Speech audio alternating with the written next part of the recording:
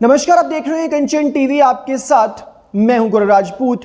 हरियाणा सरकार द्वारा 1 लाख कोरोनिल किट बांटने के फैसले को लेकर फरीदाबाद निवासी एक युवक अभिजीत सिंह ने Punjab and Haryana high court में इस फैसले को चुनौती दी है। जी हां, उसने हाई कोर्ट से गुहार लगाई है, याचिका दायर की है कि कोर्ट हरियाणा सरकार को अवैज्ञानिक दवा कोरोनिल किट की खरीद और वितरण को रोकने के लिए हरियाणा के स्वास्थ्य विभाग को दिशा निर्देश दे और इस पूरी प्रक्रिया को रोका जाए। दरअसल हरियाणा सरकार ने बीती 24 मई को हरियाणा में होम आइसोलेशन में रहकर कोरोना का इलाज करवा रहे मरीजों के लिए पतंजलि द्वारा बनाई गई कोरोनिल किट बांटने का ऐलान किया था।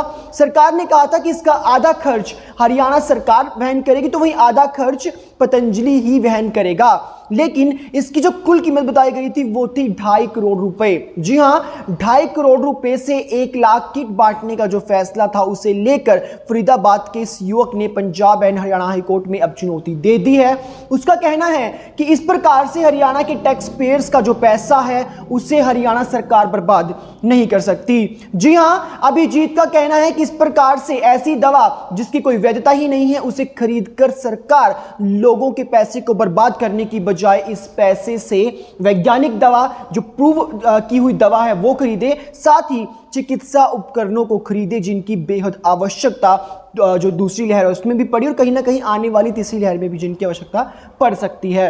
आपको बता दें कि इसी के साथ बड़े सवाल, जी हां, अभिजीत ने बड़े सवाल कोरोनिल किट की वैधता को लेकर भी खड़े किए हैं। अभिजीत ने कहा कि पिछले साल 24 जून 2020 को जो दवा लॉन्च की गई थी पतंजलि के द्वारा वो केवल और केवल एक जुमलेबाजी है, केवल लोगों को पागल बनाने का एक साधन है। जी हां, अभिजीत ने कहा कि पतंजलि द्वारा बनाई गई कोरोनिल किट WHO यानी वर्ल्ड हेल्थ ऑर्गेनाइजेशन से सर्टिफाइड भी नहीं है। उन्होंने आरोप लगाए कि पतंजलि खांसी और जुकाम के लिए बनाई गई एक बूस्टर दवा को कोरोना की दवा बताकर लोगों को गुमराह कर रहा है। इसी बीच उन्होंने हरियाणा सरकार से भी कहीं ना कहीं बड़े सवाल खड़े किए कि हरियाणा सरकार इस तरह का फैसला लेकर प्रदेश के लोगों की कहीं ना कहीं जो सेहत है उसका खिलवाड़ नहीं कर सकती और साथ ही जो करदाता है उनके द्वारा जो कर दिया जाता है, जो टैक्स पे किया जाता है, उसके पैसे को हरियाणा सरकार खराब नहीं